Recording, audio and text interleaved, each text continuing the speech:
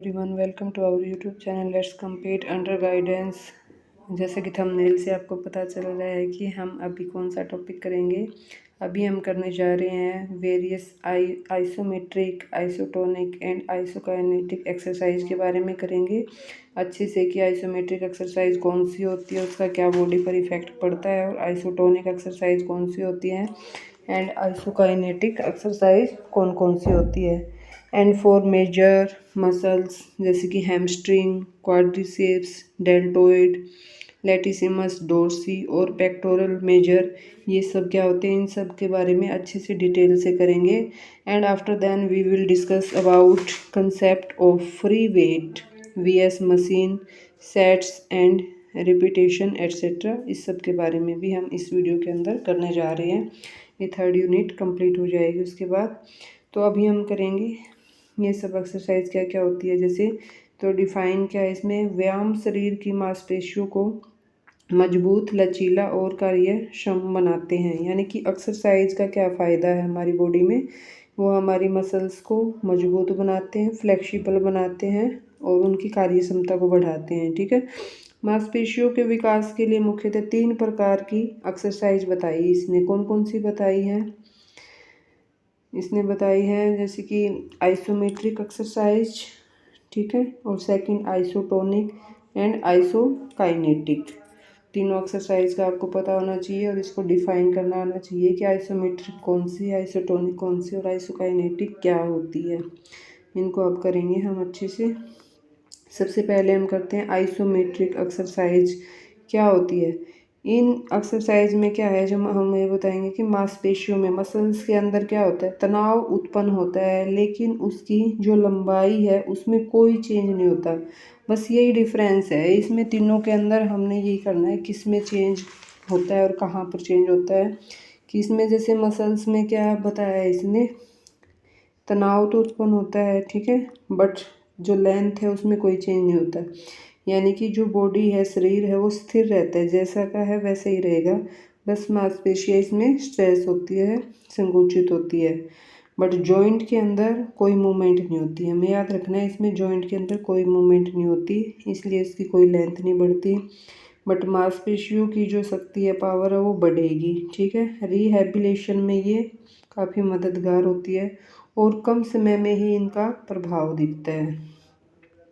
Next है isotonic exercise. अब इसमें क्या है, देखो इस एक्सरसाइज, इन व्यायामों में क्या होता है, मांसपेशी की लंबाई बदलती है और साथ में जो हमारे जॉइंट है, जोड़ है, ठीक है, जॉइंट है जो, उसके अंदर भी मूवमेंट होती है। ठीक है। यानी कि इसमें मांसपेशी जो मसल्स है उसकी लेंथ भी चेंज होती है और जॉइंट में भी मूवमेंट होती है, दोनों में मूवमेंट होती है। ये भी इसने 2 तरह की बताई है, कंसेंट्रिक कॉन्ट्रैक्शन। कंसेंट्रिक कॉन्ट्रैक्शन में क्या बताया इसने, जैसे मांसपेशी क्या करती है, सिकुड़ती है। जैसे कि हम डंबल को उठा रहे हैं ऊपर की ओर, तो हमारी मांसपेशी स्ट्रेच होएगी, उसमें कॉन्ट्रैक्ट होएगी, सिकुड़ेगी। ठीक है। दूसरी इसने दी है एसेंट्रिक कॉन्ट्रैक्शन। इसमें क्या है, मांसपेशी जो हमारी मसल्स है वो लंबी होती है, यानी कि, ठीक है, जैसे कि हम पहले डंबल को ऊपर लेके गए हैं तो उसमें सिकुड़ रही है, और अब हम डंबल को धीरे धीरे नीचे लेके आएंगे तो उसमें हमारी मसल्स की जो लेंथ है बढ़ रही है। ठीक है। तो इसकी करेक्टरिस्टिक क्या है, विशेषता क्या है, ये हमारे क्या करती है, शक्ति और सहन शक्ति दोनों को बढ़ाती है। ठीक है। और शरीर की गति में सुधार होता है और खेल प्रदर्शन में भी, यानी कि गेम परफॉर्मेंस है उसमें भी ये उपयोगी होती है। नेक्स्ट क्या है, आइसोकाइनेटिक एक्सरसाइज। अभी हमने कौन कौन सी पढ़ी है, आइसोमेट्रिक, आइसोटोनिक, अब है आइसोकाइनेटिक एक्सरसाइज। आइसोकाइनेटिक क्या होती है, इन व्यायामों में मांसपेशी स्थिर गति से कार्य करती है, यानी कि कांस्टेंट स्पीड से करती है। ये नहीं कि कभी लो या फास्ट, एक जैसी स्पीड रहती है। आमतौर पर ये विशेष मशीनों की सहायता से की जाती है ये एक्सरसाइज। ठीक है। ये मशीन्स की सहायता से की जाती है, तो उनकी स्पीड क्या है, कांस्टेंट रहेगी। जितने पे हम सेट करते हैं उसी के अकॉर्डिंग मशीन चलती है। तो इसकी क्या करेक्टरिस्टिक रहेगी, विशेषताएं, जैसे पूरी गति सीमा में समान प्रतिरोध मिलता है, यानी कि सेम रहेगी उसकी स्पीड। चोट के बाद है जो पुनर्वास यानी कि रिहेबिलिटेशन है, उसमें ये उपयोगी रहेगी और एथलीटों के लिए ये काफ़ी अच्छी रहती है, लाभकारी होती है। अब इसने कुछ मांसपेशी समूहों के लिए बताए हैं, जैसे हम हैमस्ट्रिंग मसल्स है उसके लिए कौन कौन से व्यायाम, ठीक है। और हैमस्ट्रिंग मसल्स हमारी कहाँ होती है ये भी हमें पता होना चाहिए। तो हैमस्ट्रिंग होती है हमारी जो जांघ वाला हिस्सा होता है उसके पीछे का जो हिस्सा है, जैसे हम थाई के पीछे का बोल देते हैं, ठीक है। तो वो हिस्सा रहेगा हैमस्ट्रिंग का। तो ये क्या कार्य करता है इसमें, क्या इसमें यानी कि जैसे हम मान लो घुटने को मोड़ते हैं, नीच को बेंड करते हैं, या दौड़ने और कूदने में हमारी हेल्प करता है, ठीक है। अब इसमें इसने सभी एक्सरसाइज का रोल बताया है कि आइसोमेट्रिक एक्सरसाइज हैमस्ट्रिंग के लिए कैसे करेंगे हम, फिर आइसोटोनिक कैसे करेंगे, आइसोकाइनेटिक कैसे करेंगे, ठीक है। हैमस्ट्रिंग वॉल प्रेस, यानी कि वॉल मतलब दीवार को हमने प्रेस करना है, दबाना है। जैसे हम पीठ के बल लेट जाएंगे और फिर एडी को हमें क्या करना है, दीवार पर लगाकर और ऐसे दबाए रखना है, प्रेस करना है और 10 to 15 सेकंड तक हम इसको दबाए रखेंगे। उससे क्या फ़ायदा होगा, जो हैमस्ट्रिंग है हमारी वो मजबूत हो जाएगी और घुटनों की जो स्थिरता है वो बढ़ती है। Next isotonic exercise for hamstring. Hamstring में आइसोटोनिक एक्सरसाइज का क्या, यानी कि लेग कर्ल करेंगे हम इसमें, ठीक है। कर्ल होता है ऐसे मोड़ना, ठीक है, लेग को, पैर को मोड़ेंगे। जैसे हम मशीन पर लेट जाएंगे, देखो आइसोटोनिक है ये, मशीन पर लेटेंगे और पैर को पीछे की ओर मोड़ेंगे और फिर धीरे धीरे इसको वापस लेके आएंगे, ठीक है। लेट के पहले पैर को पीछे की ओर मोड़ेंगे, फिर धीरे धीरे वापस लेंगे। तो उससे हमारी जो मसल्स है उसकी पावर बढ़ेगी और जो उसका साइज है वो भी बढ़ता है, ठीक है, और खेल प्रदर्शन में सुधार होगा। अब है isokinetic exercise for hamstring. Isokinetic में क्या होता है, लेग कर्ल मशीन, यानी कि वो भी लेग कर्ल थी, इसमें भी लेग कर्ल मशीन। विशेष मशीन पर नियंत्रित गति से पैर मोड़ेंगे, यानी कि हम पहले उसकी स्पीड को सेट करेंगे फिर उसको करेंगे। तो यानी कि एक तो इसमें समान गति रहती है तो उसमें पावर हमारी डेवलप होती है, चोट से उबरने में यानी रिहेबिलिटेशन में ये सहायक होती है।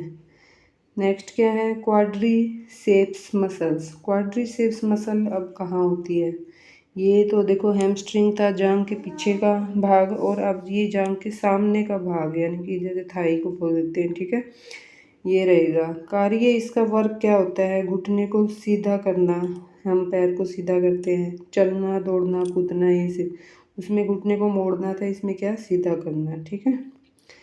अब आइसोमेट्रिक एक्सरसाइज फॉर क्वाड्रिसेप्स, इसके लिए क्या रहेगा आइसोमेट्रिक एक्सरसाइज में, जैसे क्वाड सेट एक्सरसाइज करेंगे, जैसे पैर सीधा रखेंगे, ठीक है, फिर हम उसको जांघ की जो मसल्स है उसको स्ट्रेस करेंगे, थोड़ा सा कस के करेंगे और 10 सेकंड तक हम उसको रोक के रखेंगे, ठीक है। तो उससे क्या है, घुटने की स्थिरता बढ़ेगी, शुरुआती लोगों के लिए ये काफ़ी सेफ होती है। फिर आइसोटोनिक एक्सरसाइज क्या रहेगी क्वाड्रिसेप्स के, जैसे हम स्क्वाट लगाएंगे, ठीक है। स्क्वाट कैसे लगाते हैं, सीधे खड़े होते हैं और फिर घुटनों को मोड़ के हम नीचे बैठते हैं फिर उठते हैं। तो स्क्वाट का आपको सभी को पता ही होगा, उससे घुटनों पे जोर आता है, पैर उससे मजबूत होंगे और संतुलन और शक्ति बढ़ेगी। नेक्स्ट क्या है, आइसोकाइनेटिक एक्सरसाइज फॉर क्वाड्रिसेप्स, यानी आइसोकाइनेटिक नी एक्सटेंशन, ठीक है। जैसे कि मशीन की सहायता से नियंत्रित गति पर हम पैर सीधा करेंगे, इससे मांसपेशी की समान शक्ति विकसित होगी और पुनर्वास में भी ये उपयोगी होगी। अब क्या है, डेल्टोइड, हमने देखो हैमस्ट्रिंग किया है और क्या किया है, क्वाड्रिसेप्स किया है, अब हम करेंगे डेल्टोइड मसल। डेल्टोइड मसल कौन सी होती है, ये हमारी होती है शोल्डर की जो मसल्स होती है, कंधे की मांसपेशियाँ, ठीक है, शोल्डर मसल्स। इसके कार्य क्या होते हैं, जैसे हम हाथ को ऊपर उठाते हैं, ठीक है, और कंधे की गति को नियंत्रित करते हैं। आइसोमेट्रिक एक्सरसाइज इसमें क्या हो जाएगी, शोल्डर होल्ड, हम शोल्डर को होल्ड करेंगे, ऐसे मान लो दोनों हाथों को हम साइड में फैलाएंगे, ठीक है, यानी कि लेफ़्ट राइट साइड दोनों साइड करेंगे और कुछ सेकंड तक उसको ऐसे ही रखेंगे, ना ऊपर ना नीचे, यानी कि उससे बैलेंस बनेगा, कंधे हमारे क्या होंगे, मजबूत हो जाएंगे और स्थिरता बढ़ती है। आइसोटोनिक में क्या हो जाएगा, डेल्टोइड के अंदर डंबल शोल्डर प्रेस, यानी कि डंबल उठाएंगे हम इसमें, ठीक है। डंबल को हम क्या करेंगे, कंधे तक ले जाएंगे और फिर ऊपर की ओर प्रेस करेंगे, थोड़ा सा दबाएंगे और धीरे धीरे फिर नीचे लाएंगे, ठीक है। इससे हमारे जो शोल्डर है उसकी पावर बढ़ेगी, मांसपेशियों का विकास होगा। अब आइसोकाइनेटिक में क्या हो जाएगा, शोल्डर रोटेशन, तो इसमें मशीन की सहायता से होती है आइसोकाइनेटिक की। देखो सारी ही एक्सरसाइज, तो कंधे की नियंत्रित गति करेंगे, यानी मूवमेंट कराएंगे शोल्डर की, ठीक है। चोट से बचाओ, खेल खिलाड़ी मूवमेंट यानी रोटेशन करेंगे, घुमाएंगे उसको। नेक्स्ट क्या है, लैटिसिम्स डोर्सी। लैटिसिम्स डोर्सी क्या होता है, यह होता है पीठ की, हमारी पीछे बैक की है ना, बड़ी मसल्स होती है ये पीठ के पीछे, ठीक है। कार्य इसका क्या होता है, जैसे हम हाथ को पीछे खींच के जैसे स्ट्रेच करते हैं और शरीर की पोजीशन बनाए रखते हैं। आइसोमेट्रिक एक्सरसाइज क्या होगी इसमें, इसमें होगी स्टैटिक पुल होल्ड। स्टैटिक पुल होल्ड मतलब पुल अप बार पकड़े, हम कोई भी बार पकड़ेंगे, ठीक है। पुल अप शरीर को ऊपर खींचकर कुछ सेकंड रोकेंगे, ठीक है।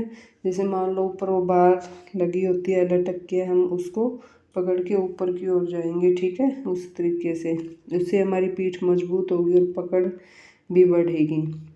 नेक्स्ट आइसोटोनी में क्या है, लेट पुल डाउन, यानी कि जैसे मशीन की बार को नीचे खींचे, धीरे धीरे फिर ऊपर जाने दें।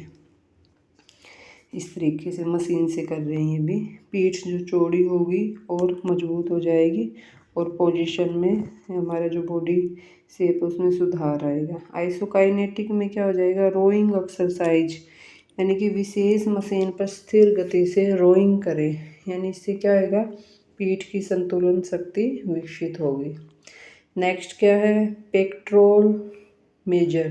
पेक्टोरल मेजर ये कौन सी जगह होती है, ये छाती की हमारी आगे चेस्ट की क्या है, मेन एक मसल्स होती है पेक्टोरल।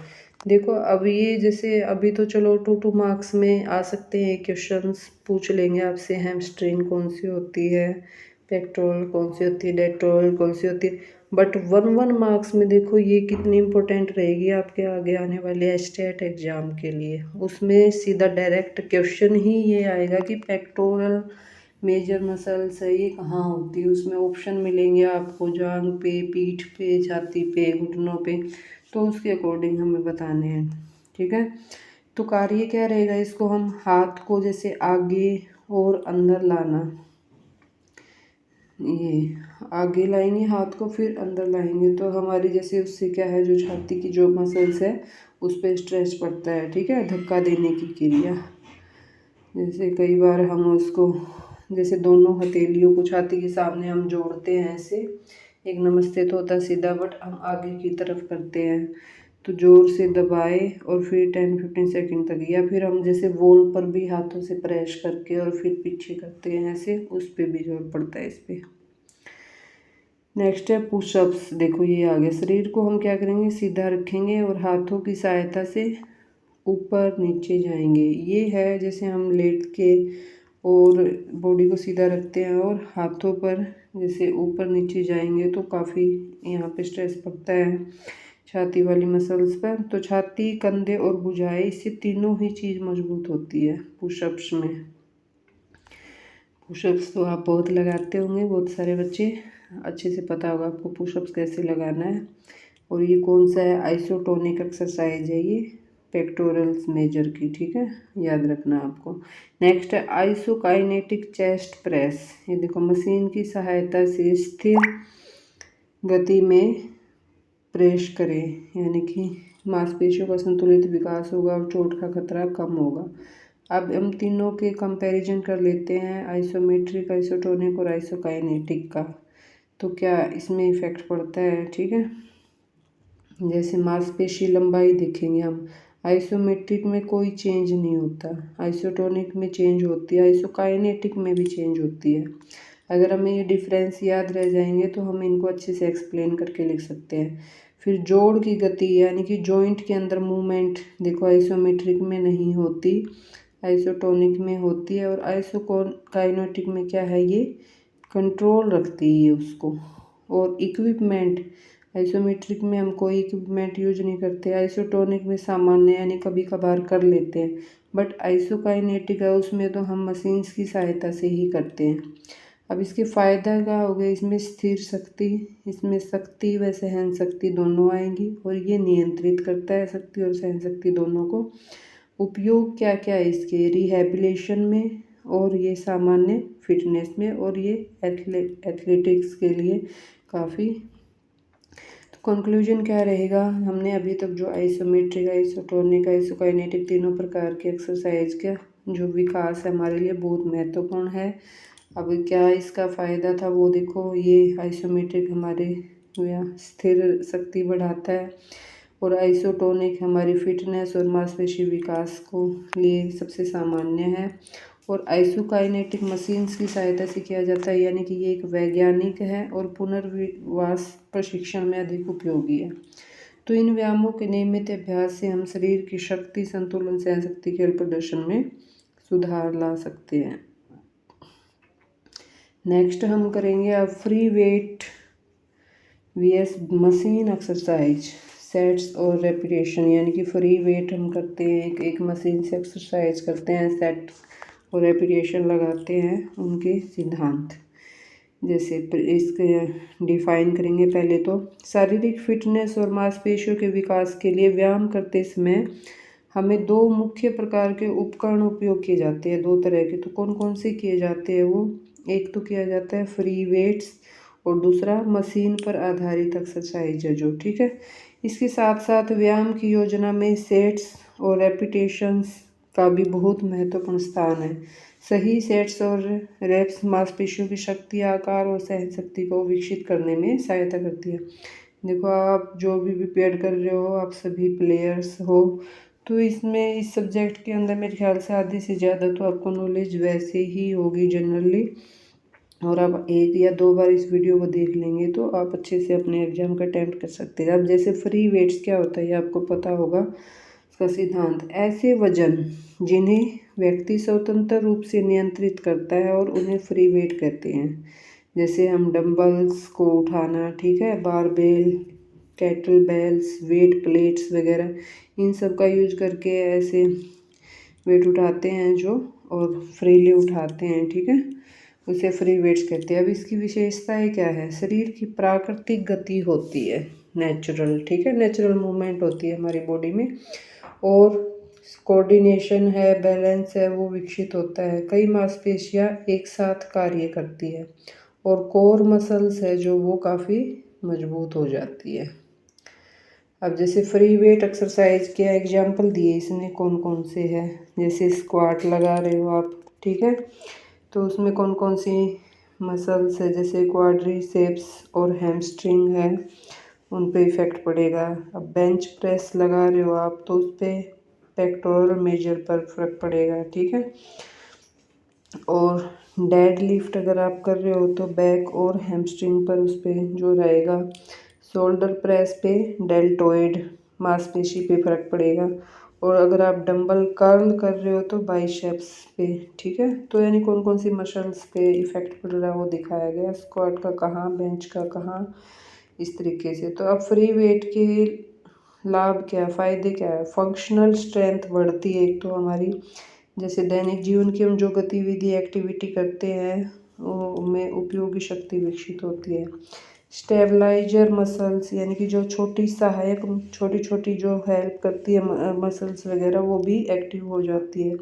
बैलेंस और कोऑर्डिनेशन बनता है, और मूवमेंट रेंज अधिक हो जाती है, जैसे व्यक्ति अपनी प्राकृतिक गति में व्यायाम कर सकता है, यानी कि जो नेचुरल उसकी स्पीड है। अब फ्री वेट्स की कुछ लिमिटेशन भी है, सीमाएं हैं, ठीक है, सीमाएं मतलब लिमिटेशन क्या क्या है वो, गलत तकनीक से चोट का खतरा रहेगा, यानी कि हमें वेट को ध्यान से उठाना होता है, कितना उठाना होता है। शुरुआती लोगों के लिए ये कठिन होता है, वो धीरे धीरे अपने वेट को बढ़ाएंगे, पहले थोड़ा सा, फिर उसके बाद जैसे बढ़ाते जाएंगे, और सपोर्टर की आवश्यकता भी हो सकती है, ठीक है।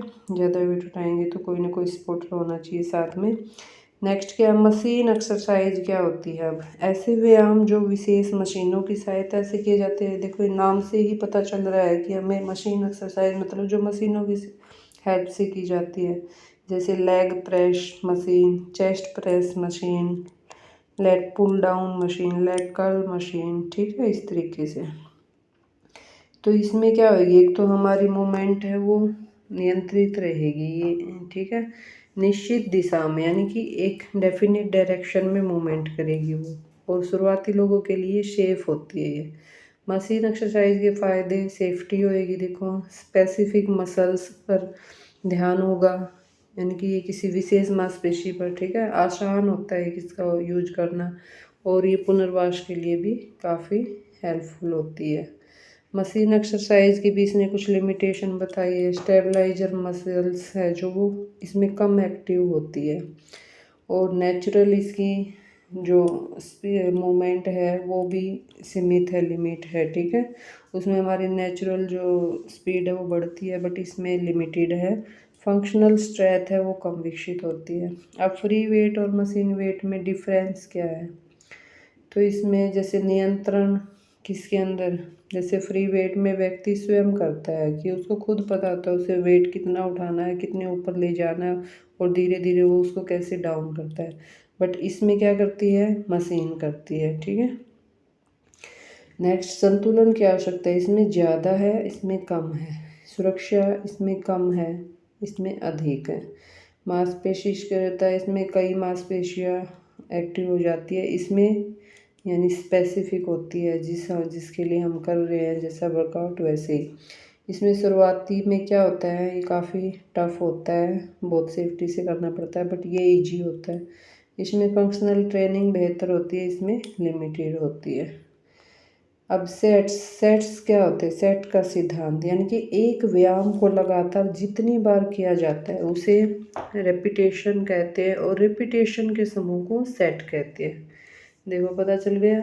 अब जैसे हम इस वीडियो को जितनी बार देखें उसको जैसे रिवीजन बोलते हैं, ऐसी गेम के अंदर हम एक एक्सरसाइज को जितनी बार करते हैं उसको रिपीटेशन बोलते हैं, और फिर रिपीटेशन का भी एक ग्रुप बन जाता है, उसको सेट बोलते हैं। जैसे यदि कोई व्यक्ति 10 पुशअप करता है और फिर आराम करता है, 10 पुशअप का क्या हो गया, वो एक सेट हो गया। तो हम उसको ये कह सकते हैं कि आपको ऐसे ऐसे 3 सेट्स लगाने हैं, 4 सेट लगाने हैं। तो उस आदमी को पहले ही पता होता है कि सेट का मतलब मैंने इसमें 10 4 बार करने हैं पुशअप्स, ठीक है। तो ऐसे 3 बार अगर सेट लगाया तो 3 × 10 30 टाइम्स रिपीटेशन हो गया, ठीक है।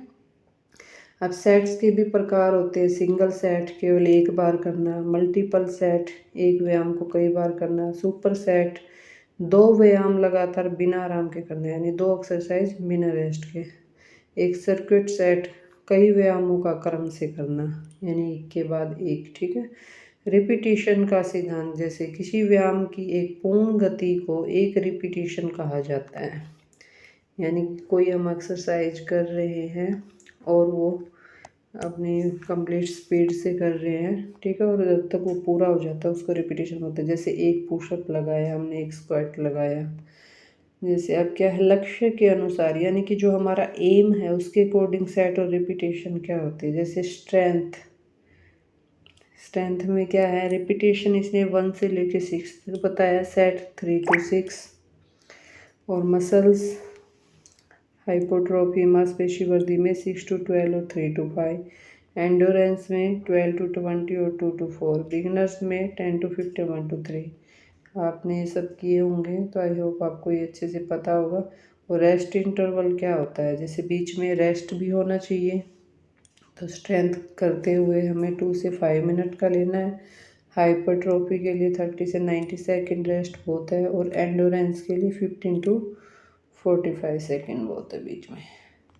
अब क्या है, प्रोग्रेसिव ओवरलोड का सिद्धांत, ये क्या होता है, धीरे धीरे व्यायाम की कठिनाई बढ़ाना, यानी हम कोई भी एक्सरसाइज कर रहे हैं तो धीरे धीरे उसकी आदत पड़ जाती है, बट हम उसको थोड़ा सा और टफ करें, यानी कि जैसे मान लो हमने पहले 5 किलो वेट उठाया, फिर 10 15 20 ऐसे हम वेट लिफ्टिंग में अपने वेट को धीरे धीरे बढ़ा रहे, उसको टफ बना रहे। रिपीटिशन बढ़ाएं, पहले हम 10 बार कर रहे हैं, फिर 20 बार करें एक सेट के अंदर। सेट बढ़ाएं, पहले 2 सेट कर रहे हैं, फिर 4 सेट। ऐसे रेस्ट टाइम बीच में कम करें। इस तरीके से होता है ये, ठीक है। प्रोग्रेसिव ओवरलोड, ओवरलोड मतलब ज़्यादा काम करना। इसके फ़ायदे, जो मसल्स है वो कंटिन्यू डेवलप करेगी, शक्ति और सहन शक्ति में भी वृद्धि होगी, बढ़ेगी। अब ट्रेनिंग वॉल्यूम क्या होता है, ये देखो कुछ ऐसे अलग से दिए गए हैं ये जैसे ओवरलोड क्या होता है, ट्रेनिंग वॉल्यूम क्या होता है। 2 मार्क्स में आपके आ सकते हैं क्वेश्चन। अब ट्रेनिंग वॉल्यूम का इसने फॉर्मूला बताया, डायरेक्ट फॉर्मूला हम लिख देंगे इसमें। ट्रेनिंग वॉल्यूम का मतलब होता है जो वेट है, रिपीटिशन है और सेट्स है, उन सब की मल्टीप्लाई करना। यानी मान लो हमने 20 kg हमने मान लो वेट उठाया है, ठीक है, और हमने 10 के रिपीटेशन लगाए हैं और 2 सेट्स लगाए हैं इस तरीके से। तो कितना हो जाएगा ये, 400 हो गया, ठीक है, इस तरीके से।